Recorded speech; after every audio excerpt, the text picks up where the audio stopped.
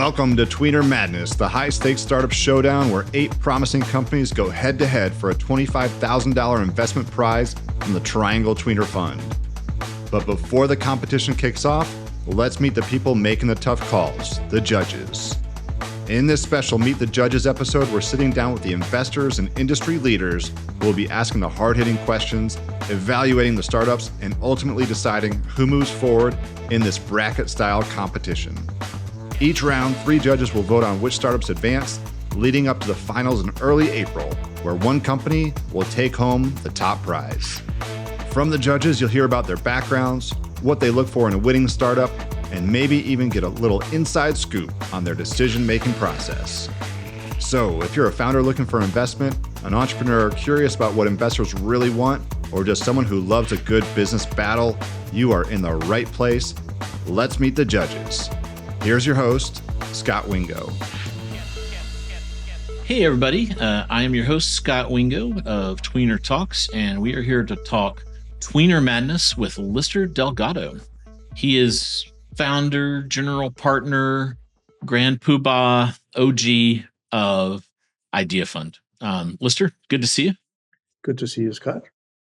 Yeah, so tell folks a little bit about you. You haven't said much, but I can tell you're probably not from North Carolina. So where are you from? How did you get here? And how did you get into this fun venture business? Yeah, the name gives it away. The accent also. I was born in Peru. I'm an immigrant. I came to the U.S. at age 17. So what is that? Maybe 5 years ago, I guess? Yeah. Maybe a little longer than that.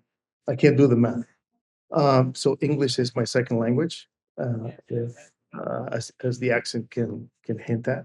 I do have, I don't know, you want personal information? I'm not going to get too personal, but... Not too personal. Yeah, but how did you end up, as a immigrant from Peru, how did you end up in venture capital? Gosh, I became an engineer. I worked in Bell Labs, and I realized there, working in a huge company, that I was not cut out to be the best engineer in the world, and I have more gifts to offer than being frustrated sitting in a cubicle, building a tiny part of a bigger part of a bigger part of a system. Was that hardware type of? I was a hardware engineer. I did software engineering, systems engineering, but I was doing a lot of hardware engineering, which is what I liked. And I was doing a controller of a chip. Was part of a bigger chip, and part of a board was part of a bigger system. I was building sonnet systems back a long time ago. A lot of people probably don't even know never heard of that. But yeah. You old enough, you might have. Yeah. Cool. So then you left Bell Labs and immediately started doing venture capital? No. Well, I went to business school first to try to figure out how to become an entrepreneur. I figured I don't know anything about business. I'm going to go to business school. And in business school is when I discovered venture capital. So it's kind of like the way I figure is I can work with entrepreneurs, but get paid a salary. What I didn't realize is how few jobs were available in venture capital.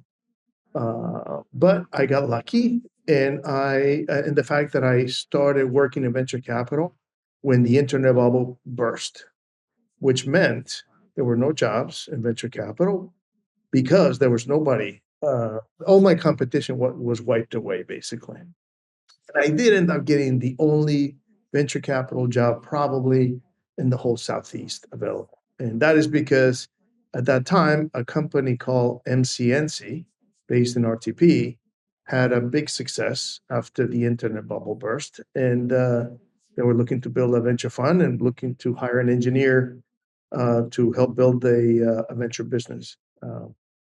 An economic development entity, which later became NC Idea, and later that became Idea Fund Partners. Yeah. Yeah. So let's go back on the story there. So where you went to grad school is? I went to grad school in 2 places. Engineering grad school was UT Austin in Texas. And then I went to Keenan Flagler Business School. Got it. Is that what brought you to the Triangle, was going to UNC, or were you already here? Yeah. But also my wife, who went to medical school, matched to do residency in pediatrics in UNC, and that's what brought us down to Chapel Hill. But honestly, I love Austin. I really liked it. I thought I was going to live there, but I wanted to be in the East Coast because my family was in the East Coast, my wife's family. At that time, just crossing the Mississippi on a flight was, you couldn't do it on a direct flight. It was kind of hard. It was long. And Chapel Hill reminded me of Austin in a much smaller version of it, the Triangle. Cool. Well, your instincts were good. I think Austin's now considered by many to be too big, and we're still kind of like humming away here in the Triangle. I know we're perfect right now. The other thing, a lot of people that's kind of been lost in the history of time, but you and I were here is MCNC. We actually had a fab. They would actually, they were a fabrication facility here in the Triangle. Rooms. Yeah, they had clean rooms and they had. I mean, the whole purpose was to bring in and help collaborations between, at that time, Nortel, Cisco, Motorola, IBM, all these entities. And some of the collaborations happen in those fabrication rooms and those clean rooms where you can build, systems and chips. And when we started investing, we were investing in hardware. It was really silicon that we were investing in. And it helped to be a hardware engineer. And that's why I ended up as a VC. Neat. Yeah, I actually didn't know that little part of the hardware. I didn't know that MC. Yeah. I kind of knew it. I didn't like put you right in there.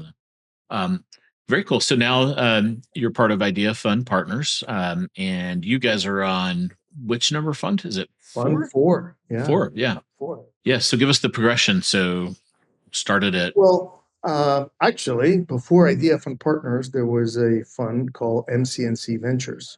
Okay. And that was the first fund that this group was involved in. So this was before Idea Fund Partners. And this is even before NC Idea.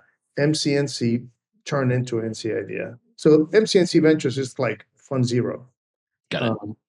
And then we spun out, and then it became Idea Fund 1 in 2007, and Idea Fund 2 in 2013, and Idea Fund 3 in 2018, and Idea Fund 4 now. Got it. And then what's the relative size of those, to where you are today? Yeah, I think, let's see, we grew from 10 million to 15 to 25 to, or 23 to 30, hopefully getting to 50 when it's all said and done. Cool. Awesome. Yeah. So like a lot of the other funds here, like the Bull City and Idea funds, you guys have kind of grown up with the region and gotten bigger and bigger, which is good. There's more and more capital here in the Triangle every year. Either you get a little bit bigger each time or you're dead. So that's just how it works. Get bigger, die. So, what, when people come up to you at an event or something and they're kind of like, what's Idea Fund invest in? Give us kind of the reverse pitch of like your sweet spot and the categories you guys like to invest in. So I think Idea Fund Partners has evolved a lot and changed, molded to the times, maybe more than most, for good and also to our own detriment. I think we react to the market quite a bit, and there's been some changes in the partners, maybe more than other funds locally. But one of the things that happened recently post-COVID is that we realized that we had a ton of companies that were being formed here, staying here, no longer moving to Silicon Valley as they used to happen, as well as new entrepreneurs moving to the area with a lot of experience. Therefore, we started to see a lot more big outcomes and big exits in the whole region. So Idea Fund Partners have grown to invest nationally and even in a couple of cases internationally. So with this new realization of both the potential that we had as a region, which honestly didn't exist 20 years ago when I started to this degree, and the lack of dollars today. I mean, a lot of people listening might remember InterSouth 10 years ago was a 200. They were running a $250 million fund. Mm-hmm. Well, today I think the biggest fund is probably Bull City, or co-founders maybe 50 million or so. So we have a lot less money in the region. There were a lot more funds, and so it's funny because there was a lot less money and a lot more exits, better exits. So that has driven us to be more geographically focused. And that has made us be more sort of broad in the sectors that we invest in. So we invest pretty much everywhere in technology. We don't do pharma. We don't do medical devices. but pretty much anything in the technology sector, because we are trying to narrow the geography or the boundaries of our sourcing focus to the region between Baltimore and Atlanta. And as we're doing that, we're starting to focus this on in the area of Virginia and in North Carolina mainly. And in terms of stage, we're pretty broad also. I mean, I would say pre-seed, a company with an idea on a paper napkin, it's something that we will listen to, not always invest in, but listen to, all the way to maybe a company that has got a couple million in revenue and looking for a Series A. So that is all fair game for us for a first check. However, the sweet spot is probably a seed round company with a little bit of revenue, hopefully a little bit of product market fit, and but still a lot to build. Yeah. How about check size? You guys have gotten bigger, so now you're probably writing bigger checks. Yeah, but actually, not necessarily. It depends on the stage of the company. We do have more money to allocate per company, but we don't necessarily start with a bigger check because sometimes you want to be part of a syndicate, and we want to be part of a syndicate. We want to build along the way and make sure that we have money for future investments. Also, we are investing in more companies than we've ever invested in. So our portfolio construction model calls for more deals. We do concentrate our follow-ons, though. We don't necessarily say, "Hey, everybody gets, $2-3 million." That's not how we operate. We write a first check, and we guarantee support, but we don't necessarily guarantee a second check. And those second checks and third checks might go to those companies that really are starting to take off. Cool. You've been at this a very long time. What are some of the more successful investments that you've had in your career? Oh gosh. Well, we've been lucky to have a lot of successes. Otherwise, we wouldn't be talking to you here. But let's see, a couple of our most recent investments. One was Biospatial, which it was a neat company that a lot of the investors in the Triangle participated in. Pazer, another company in North Carolina, that was in Charlotte. A pretty recent investment exit as well. But all the way to eye contact, automated insights. I have to call out Robbie Allen's company, first success, Social Solutions, Finmark, a bunch of companies, all the way to maybe Second Nature and Filter Easy, which is not exited. And probably our biggest investment, not yet exit, is Pendo. We invested in Pendo when it was an idea on a PowerPoint presentation, and investors in the first round and investors in every single round that followed after that. And it's been awesome to see them grow into a unicorn and a company that hopefully will exit via an IPO one day when the IPO window opens up. Yeah, I did a long form interview with Todd. I don't know if you had a chance to watch it, but he was pretty passionate about the IPO, and I think I got to kind of like the kernel of what was driving that. I've been dying to figure that out, and I think I got there. So we'll see. I think we do need more Todds. I do want an exit, obviously, but I think one of the things that Triangle has been missing is people who want to build long-lasting companies here that will sprout out other successes. But having headquarters here, having companies that are public, that are institutions that are going to last beyond the people who founded them, I think is going to be one of the pillars that will bring the growth for the future for our region. Yeah, and then I always ask people for their anti-portfolio, which is the ones that got away. And you'll be interested to know the number one so far that's come up is Pendo. So congrats to you for either being genius or crazy enough to support a PowerPoint. But you got that one right. Both are pretty similar, genius and crazy. I honestly and really, I have had a lot of anti-portfolio companies, but I try to forget them. One that keeps coming to mind is a company called Leap Motion, which I'm not sure that qualifies as an anti-portfolio company because it was a company that wasn't a huge success necessarily, but it seemed like it was going to be a huge success. This was a kid, 18-year-old kid coming that was introduced to by the tech transfer office in UNC, and who had worked at NASA and came up with this incredible technology to use virtual reality 15 years ago and manipulation of objects with just gestures. right now it sounds pretty mundane, but 15 years ago, this was quite a breakthrough. Um, I tried to invest in the company, but my advisors told me, no, this is no big deal.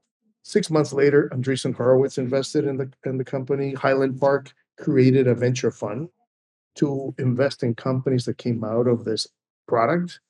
Founders Fund invested a huge number of following investments. I saw the product in Best Buy. I saw the product in offices, and so it felt like a big anti-portfolio. Since then, the company I think was sold eventually, but I think it was I think they've raised $100 or $200 million. So it really felt like one that really got away. But you never know, because what really matters is the exit. I'm pretty sure that it would have been a good outcome, but not as spectacular as I felt 6 months after we passed on the deal. Yeah, I had one of those. It was like very Minority Report, but then like there wasn't much you could do with it. So the ecosystem didn't develop very quickly. Yeah. You have to have a bad memory. You can't just dwell on them and you move on. I think the other thing that it's important to recognize, to think about, is sometimes great companies don't fit your strategy, and that is perfectly fine. I don't know that I would call those anti-portfolio. I mean, that may be anti-strategy perhaps, but if you stick to your guns, if you stick to your strategy, some of the things that feel like failures, you don't notice, but it's what brings you success in the future. So, and not chasing every single thing that looks good. I think that's important. Yeah. You've probably seen in your career at least thousands of pitches. What's your advice? So we're going to narrow this down to kind of 8 companies. They're going to give about a 10-minute pitch and answer some questions. What's your advice to folks in the contest that either some do's or don'ts that you've seen over the years? I think you probably are going to get advice that makes a lot of sense from a lot of other people. But the one thing I think that is very important is to be yourself, is to not try to pretend or not try to put a facade so that investors like you. You need to tell your story, and everybody's going to be unique. To be unique, to be yourself. And that comes through when you're trying to convince investors to support you. You don't want to invest in somebody who is pretending to be somebody else. I think also the other thing I would say is to learn from the competition, from their competitors, but to not dwell, not to focus too much on them. Do not dwell on what they're doing. I think companies sometimes get paranoid, and there's a little bit of paranoia is healthy, but too much is definitely detrimental. And you want to just stick with what you are convinced will make sense in the long run. And so both be truthful to yourself, be yourself, and don't dwell on what everybody else is doing. Focus on what you're doing. Awesome. That's great advice. We appreciate you taking time to do not only this interview, but we're going to see you live in the studio for the contest coming up here soon. So we appreciate you taking time and representing North Carolina so well with everything you guys do at Idea Fund. We appreciate that. It is a community here in the Triangle that's pretty unique. We sent out a call for folks to be on this committee, and everyone raised their hand and said, I'm in. So it's like pretty amazing. The community we have here. So we appreciate it. And thank you, Scott, for organizing this. I think you have been a pillar of the community. So I think that's kudos for it. Thanks. It'll be fun. It'll either be awesome or total chaos. So we'll see. We'll see how it goes. We'll see. All right. Thanks, Lister. We appreciate it. Sure. Take care. That's a wrap on this Meet the Judges episode. Now you know the minds behind the decisions, the investors and industry leaders who will be putting these startups to the test. As Tweener Madness kicks off, they'll be asking the tough questions, making the tough calls, and deciding who advances in the bracket, all leading up to the finals in early April. Make sure you're subscribed so you don't miss a single matchup. And if you want to follow along with all things Tweener Madness and the Triangle startup scene, head on over to tweenertimes.com. Also, if you're thinking about launching your own podcast or want to bring professional production to your brand, check out Earfluence.com. The competition is about to begin, and we'll see you soon in the next episode.